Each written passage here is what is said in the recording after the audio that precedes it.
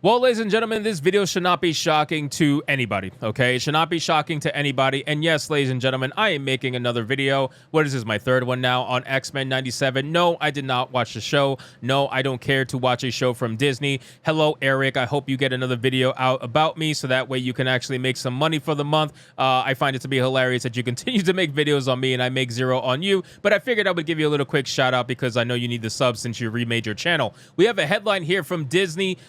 From Fandom Pulse. It says Disney Marvel X-Men 97 goes full-on gay by having Morph lust after Wolverine in Bale DeMaio's third episode. Hello? That you, Gambit? Logan?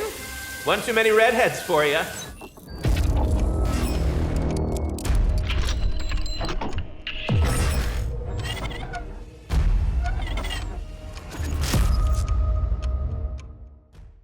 Now, I want to mention something really quick about TV shows as a whole, okay? Especially when they're coming from corporations like Disney.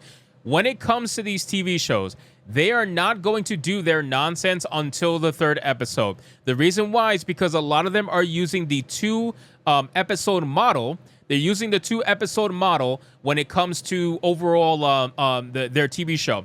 That two-episode model is very important because, number one, it allows them to bait and switch people. It allows them to get people invested in the first two episodes. They're going to put their best foot forward in the first two episodes, and then by the third episode, that's when they're going to slap you with whatever nonsense they've been waiting to slap you with. You think Disney is not going to put some woke nonsense in X-Men 97? They already announced the non-binary thing. Of course they're going to try to make Wolverine gay or try to make Morph lust after Wolverine. Of course they're going to. Why would we all pretend like that's not going to happen? But unfortunately, I know a lot of people are saying the show is good. And again, I'm going to make something very clear. If the show is good, great. I'm happy for you. Go enjoy the show. I will never tell you not to enjoy the show. I'm allowed to have my own opinion about the show. I'm allowed to have my own opinion about the company that makes the show. That's really what the opinion about. It's not the show. It's about the company that makes the show. But still, you're allowed to have your opinion too. You're more than welcome to go enjoy the show. And I'm happy for you. I genuinely am. I know people who are on my own panel that are watching the show and enjoying it. And I don't tell them what the fuck to do. So again, you're watching this video because you're finding out about the fact that Morph is not only just non-binary, but he's full-on wanting the Wolverine dick. So let's get into this article, guys, from Phantom Pulse. But of course, before we do, if you are new here, just consider hitting that subscribe button. I would greatly appreciate it, and like the video to push us out into the YouTube algorithm. So it says X-Men 97 went off the rails for its third episode, putting the LGBTQ agenda on full display through the character of Morph, who has already caused controversy for the show in the way of the character has been described as non-binary. The episode, co-written by the fired showrunner Bale DeMaio, has taken Marvel to new lows in what is supposed to be children's programming. Bale DeMaio stated that Disney Marvel brought him in to communicate his experiences as a black gay man as the series was about to premiere. This came with a flurry of bad PR for X-Men 97 as Morph was revealed to be non-binary, sparking outrage among Marvel fans. On top of it all, one of the lead designers gave an interview about body diversity to virtue signal the show's identity politics. So we talked about this. We already covered this. We don't need to continue more. Let's see what they're talking about. They referenced the whole MAGA thing January 6th. We already made a video about that. We debunked that. It was stupid. We don't care. Then it says, but like many Disney Marvel properties, X-Men 97 pulled the bait and switch in the third episode. Now, it's not just Disney. Okay, it's not just Marvel.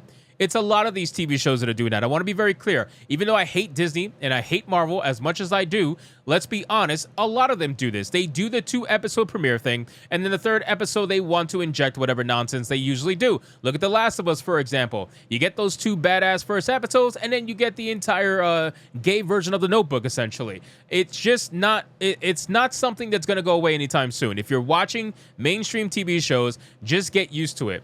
It says in the episode, spoilers, by the way, for those who haven't seen it, Jean Grey is revealed to be a clone created by Mr. Sinister, who is activated as the Goblin Queen. The episode cuts to the scenes with the other X-Men grappling the situation. The homosexual subtext starts with Morph as he makes jokes about Rogue and Magneto training in the Danger Room and sexualizes the context about Magneto's stamina, while leaning on Wolverine in a feminine manner. Wolverine then goes to look for Jean Grey, and Morph sighs longingly as Wolverine goes away, saying, "And then there was Morph." So it's very clear that Morph wants that Wolverine dick, okay? He's very clear.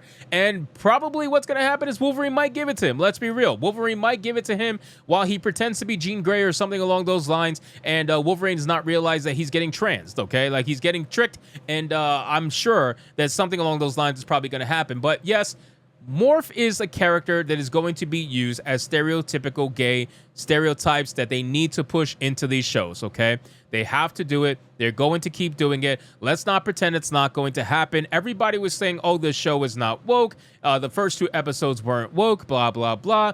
Well, you didn't wait long enough, ladies and gentlemen. That's the thing. You didn't wait long enough to find out the truth. You got to watch the entire TV show to realize what they're going to do with their identity politics. And I know some people, I'm not going to mention names. I mentioned his name already, but certain people are going to be like, well, it's not woke just because it's gay. Gay people just exist. Well, number one, your whole thing of just existing, I find it interesting that people that just exist usually don't have to constantly scream at other people about just in their face about just existing. They usually don't have to do that, right? They normally just exist. But unfortunately for us, LGBTQ activists, their version of just existing is constantly screaming in your face about who they sleep with and how important it is to their existence. It's very annoying.